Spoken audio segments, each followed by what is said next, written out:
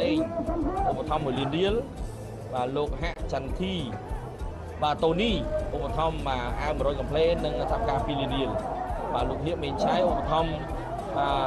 មាន់100 គីឡូបាទទឹកសុទ្ធ20កេសលោកគ្រីមមួយសេង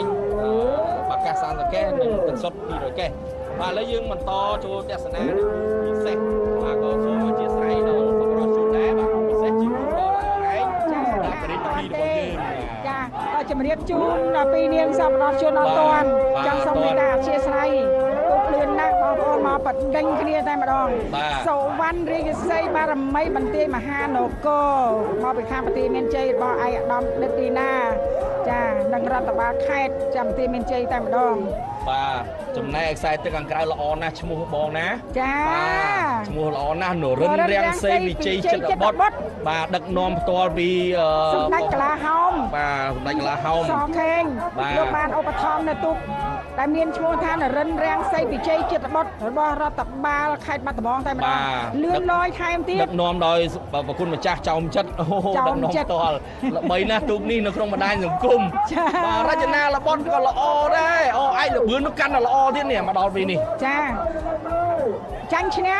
ប្រហែលជាមិនដាច់ទេបាទអាចថាមកតោងកថាបានតែឥឡូវដូចដាច់ហើយតោងអត់ជាប់ទេនរិនរាំងសីវិជ័យចិត្តបុត្ររបស់សម្ដេចកលាហោមសខេងដែលលោកបានឧបត្ថម្ភនេះគឺលឿនលយណាស់បាទចាសុវណ្ណរាជសីបារមីបន្ទាយមហានគរឧបត្ថម្ភដោយឯកឧត្តម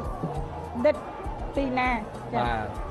បាទទូកសម្ដេចកលាហោមហ្នឹងគឺឧបត្ថម្ភទូកហ្នឹងហើយនឹងថវិកា100 លានរៀលទៀតណាចាឯកឧត្តមកែតរត់ទៅ40ប្រណាំងនៅក្នុងពិធីបុណ្យ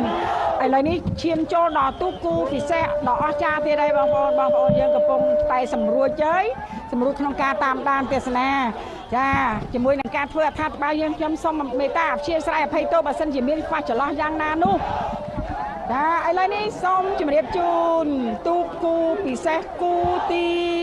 123ដែលខ្សែទឹកខាងក្នុងនរិន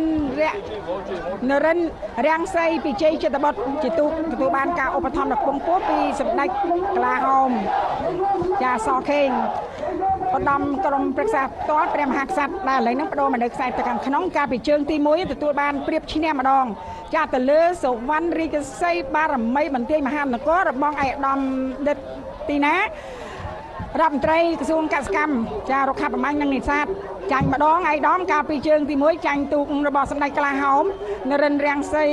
វិជ័យចិត្តបុត្រនេះល្អមែនតើល្អណាស់ទូកនេះល្អឯកណាស់បាទប៉ុន្តែដោយមានការប្រែប្រួលបន្តិចខ្សែទឹកខាងក្រៅហាក់ដូចជានាំមុខបាញ់មិញបាទនាំមុខឥឡូវអត់នាំមុខទេសម្រួចមកទៀតហើយនរិនសម្រួចគោលដៅមកឈ្មោះទៅរកទីប្រត់វិញហើយនរិនរាំងសីវិជ័យចិត្តបុត្របាទ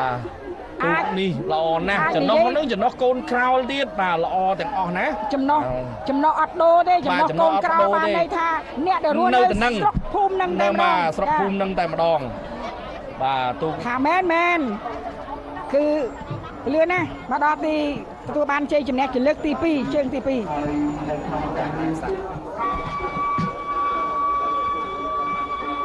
ទូកដែលកំពុងតែធ្វើដំណើរបាទចិត្តផុតកងពន្ធទី1នេះបាទឃើញថាមាន3ទូកចាបាទ4ទូកប៉ុន្តែមកគីកគ្នាតែម្ដងគ្នា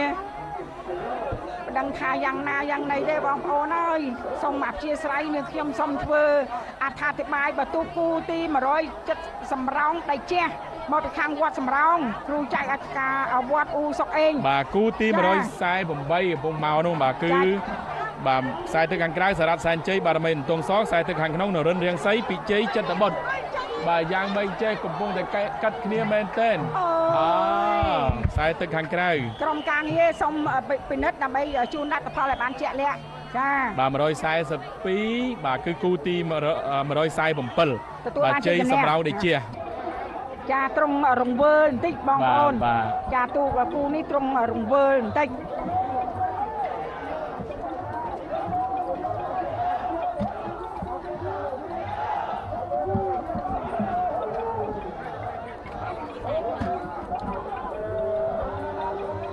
បងប្អូនកីឡាករចំណងទូករបស់យើងនៅពេលដែលមកដល់មុខព្រះពលាជ័យទោះបីជាហត់នៅយ៉ាងណាក៏នៅតែបង្កលក្ខណៈសប្បាយរីករាយ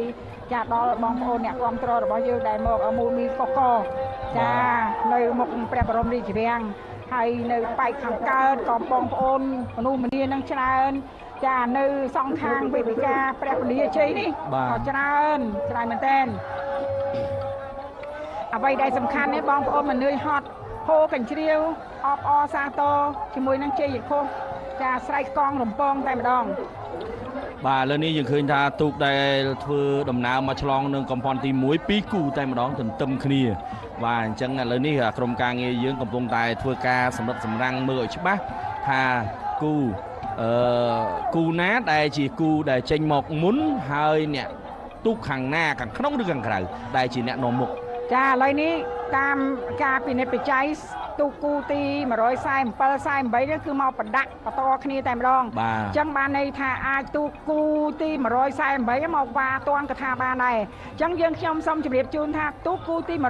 147ខ្សែទឹកខាងក្នុងចម្ពោះវ៉ាន់សែនជ័យសុខាមេរិតដែលលេខសម្គាល់ទូក153សូមបងប្អូនមេត្តាជួយមើលទាំងអស់គ្នាហើយទូកនេះមានការឧបត្ថម្ភពីឯកឧត្តមអភិសន្តិបណ្ឌិតសសខានិងលោកជំទាវចាទូកនេះរីឯខ្សែទឹកខាងក្នុងសម្រងដែលជះចាសំទោសខ្សែទឹកខាងក្រៅសម្រងដែលជះរបងឯកឧត្តមសេនីយ៍អឹងដារ៉េតចាហើយក៏មានការជួយឧបត្ថម្ភគាំទ្រពីសំណាក់ឯកឧត្តមជួននរិនចាអគ្គស្នងការរងនគរបាលជាតិចានឹងជាស្នងការនគរបាលរាជធានីភ្នំពេញជាមួយនឹងឯកឧត្តមលោកជំទាវជាច្រើនរូបទៀតបាទឥឡូវយើងឃើញហើយបាទជ័យសម្រងដែលជះកំពុងតែនាំមុខហើយទៅលើដៃគូរបស់ខ្លួនចំពោះវ៉ាន់បាទសែនជ័យបាទសុខាមានរិទ្ធបាទគឺបដូរខ្សែទឹកតែលទ្ធផលអត់បដូរទេបាទនៅតែល្អបាទសម្រាប់គូទី147ឯកសណ្ឋានពណ៌លឿងបាទចុងចវាពណ៌សនៅតែបន្ថែមល្បឿនយ៉ាងល្អបាទនាំមុខទៅលើចំពោះវ៉ាន់បាទសែនជ័យសុខាមានរិទ្ធបាទឥឡូវនេះឃើញថាដកហើយបាទសម្រាប់ចំពោះវ៉ាន់តែដកនេះថាប្រហែលជាពិបាកនឹងក្នុងការតាមបន្តិចបាទប្រហែលជាក្នុងតាមបាទឥឡូវយើងឃើញថាចំពោះវ៉ាន់សែនជ័យសុខាមានរិទ្ធគឺតាមមិនទាន់នេះឥឡូវយើងបន្តទៅគូមួយទៀតបងបាទឥឡូវយើងឃើញថានរិនបាទនរិននៅខ្សែទឹកខាងក្រៅជាមួយនឹងសារ៉ាត់សែនជ័យបារមីតុងសនេះចាគ្នាល្អណាស់ឥឡូវនេះបាទប្រែប្រួលបច្ចេកទេសបាទការបញ្ជើងទី1សារ៉ាត់គាត់នៅខាងក្រៅគាត់ឈ្នះឥឡូវនរិនដូរទៅខាងក្រៅវិញឈ្នះដែរឈ្នះមកសកតគេមកសកតបាទវងសូរិយាបុផាស្ទឹងសែនបារមីក្តីដងរបស់ឯកឧត្តមវងសីវិសុទ្ធបាទជាមួយនឹងនរិនរាំងសីវិជ័យចិត្តបុត្ររបស់សម្ដេចកលាហោមសខេង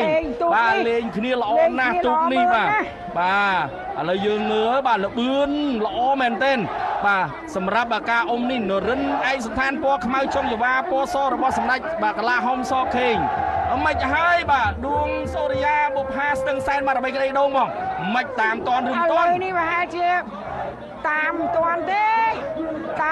ទេដួងសូរិយាបុផាស្ទឹងសែនបារមីក្តីដងរបស់ឯកឧត្តមវងសីពិសុទ្ធចាបាទឧបនាយករដ្ឋមន្ត្រីប្រចាំការទីស្តីការគណៈរដ្ឋមន្ត្រីតាមអត់ទាន់ទេឯកឧត្តមអើយបាទនរិននេះល្អណាស់នរិនរាំងសីពិជ័យចិត្តបុត្រខេត្តបាត់ដំបងរបស់សម្ដេចកលាហោមសខេងល្អណាស់តែលបឿនល្អដូចគ្នា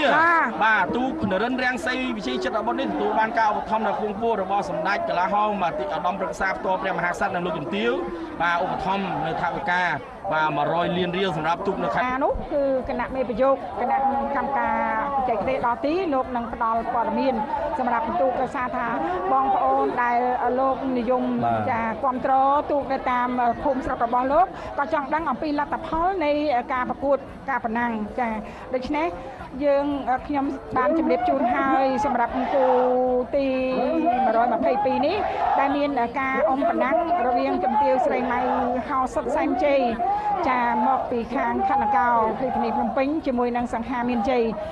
គឺគាត់អត់ចេញមកព្រមគ្នាទេគឺចេញមកមុនក្រោយដោយដែលយើងខ្ញុំបានគ្រប់ជំរាបជូនពីខាងដើមបាទឥឡូវនេះយើងឃើញថាទស្សនវិជ្ជានៃការផ្ដិតយករូបភាពពីទូរទស្សន៍ជាតិនៃកម្ពុជាបានបង្ហាញនៅគូពិសេសដែលបានធ្វើដំណើរមកហើយកាលបែជើងទី1បាទយើងឃើញហើយការអុំប្រណាំងរវាងនរិនរាំងសីវិជ័យចិត្តបុត្រជាមួយនឹងបាទដួងសូរិយាបុផាបាទសែនបារមីក្តីដងបាទគឺឥឡូវកំពុងតែឆ្លងនៅកំព័ន្ធទី1ហើយចាបងប្អូនមើលតាមកញ្ចក់ទូរទស្សន៍ជាតិកម្ពុជា ឃើញថាទូកទាំងពីរនេះគឺចាក់យកមកស្វាហាប់ដូចគ្នា បាទ រី ស្វាហាប់ ឯ ដូចគ្នា យើងខ្ញុំមើលផ្ទាល់នៅខាងក្រៅនេះគឺយើងមើលទៅហាក់ដូចជាទូកទាំងពីរនេះមកតែមួយ បាទមកកណ្ដាល តែ នោះ មកកណ្ ពណ៌ផ្សេង ពណ៌ផ្សេងអញ្ចឹងបានន័យថាបងប្អូនដែលតាមដានតាមកញ្ចក់ទូរជាតិកម្ពុជាគឺមកពីដាច់បងប្អូនដាច់ចាក់យោងព្រឹបប្រាវមើលទៅគួរឲ្យស្កៅសរសើរមែនទែន បាទ ចាជាមួយនឹងបងប្អូនកីឡាករចំណុះទូករបស់យើងទូកគូពិសេសគឺពិសេសទាំងលបឿនពិសេសទាំងឯកសណ្ឋានសុខភាព សុខភាពរចនាបថលើទូកទៀត ចា បាទនរិនរាំងសី ដាច់ វិជ័យ មើលឃើញ ចិត្តបុត្រ ដាច់ បាទ ហើយ ខេត្តបាត់ដំបងទទួលបានការឧបត្ថម្ភពីសម្ដេចកន្លាហោមសខេងជើងទី1គាត់ទទួលបានជ័យជំ ចេញ នះ ជំនះឥឡូវ បាទ ដូចជានាំមុខទៀតហើយ នាំមុខទៀតហើយ នាំមុខទៀត បាទទៅ ហើយ លើដួងសូរិយាបុផាស្ទឹងសែនបារមីក្តីដូងដែលទទួលបានការឧបត្ថម្ភពីអេដាមវង្សសេវិសុទ្ធបាទលើដាច់ហើយអេដាមបាទលើឃើញថានរិនរាំងសីវិជ័យចិត្តបុត្រល្អទាំងឈ្មោះល្អទាំងរូបល្អទាំងល្បឿនល្អទាំងអស់បាទទូកនេះល្បីល្បាញណាស់គេដាក់ឈ្មោះថាបងធំនៅស្ទឹងសង្កែណាឥឡូវនេះថ្មីថ្មី ចា បាទហើយក្តីដូង ទូ នេះ កពេ ក៏ ញ Facebook បាទក្តីដូងនេះក៏គេខ្លាំងដែរនៅស្ទឹងសែន ចា បាទសិតតអ្នកខ្លាំងដូចគ្នាមកប៉ះគ្នានៅក្នុងព្រះបរមមុខព្រះបរមរាជវាំងនៅព្រះរាជពិធីរបស់យើង ឥឡូវនេះកាន់តែដាច់ហើយសម្រាប់នរិនរាំងសីពិជ័យចិត្តបុត្រដែលទទួលបានការឧបត្ថម្ភពីសម្ដេចកន្លាហោមសខេងជាឧត្តមក្រុមប្រឹក្សាផ្ទាល់ព្រះមហាក្សត្រ បាទ ដែលឯកឧត្តមដែលសម្ដេចលោកបានដឹកនាំនរិនរាំងសីពិជ័យចិត្តបុត្រដាច់ហើយសម្ដេចចាដាច់ខ្លាំងមែនទែនដួងសូរិយាបុផាស្ទឹងសែនបារមីក្តីដូងរបស់ឯកឧត្តមវង្សសេវិសុទ្ធនេះក៏មិនធម្មតាដែរទូកនេះក៏ល្បីល្បាញតែឥឡូវមកប៉ះជាមួយនរិនរាំងសីពិជ័យចិត្តបុត្រគឺហាក់ដូចជា បាទ ធ្លាក់ដៃ ធ្លាក់ដៃ ចា បាទ ធ្លាក់ដៃ ចាញ់បង ចា